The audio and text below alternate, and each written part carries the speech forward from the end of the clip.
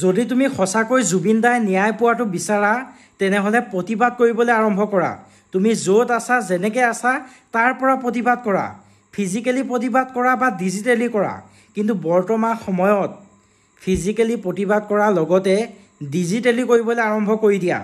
কাৰণ social media এটা বহুত শক্তিশালী অস্ত্ৰ। যদি তুমি ছ'চিয়েল মিডিয়াটো ব্যৱহাৰ কৰি প্ৰতিবাদ কৰা তেনেহ'লে চাৰিওফালে জাষ্টিছ ফৰ জুবিন, আমাৰ জুবিন দাক ন্যায় লাগে।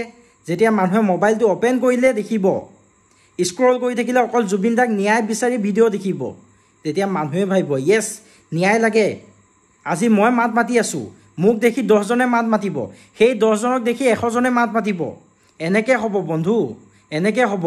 ভাবি চোৱা, যিজন মানুহ মৃত্যুত ইমান বেছি মানুহ হ'ল, লাখ লাখ মানুহ হ'ল, ৱৰ্ল্ড ৰেকৰ্ড হৈ গ'ল, বিশ্ব ৰেকৰ্ড হৈ গ'ল, সেই মানুহজনে ন্যায় পোৱাত ইমান দেৰি হৈছে।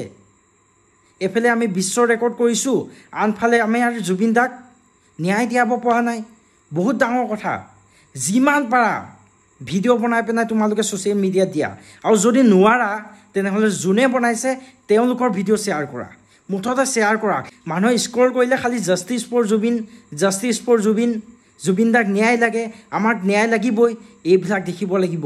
মানুহৰ মাথাত ফিক্স হ'ব লাগিব যে এতিয়ালৈকে জুবিন দাই ন্যায় পোৱাই নাই, তেতিয়াহে কাম হ'ব। লাগি যোৱা, সময় নষ্ট নকৰিবা।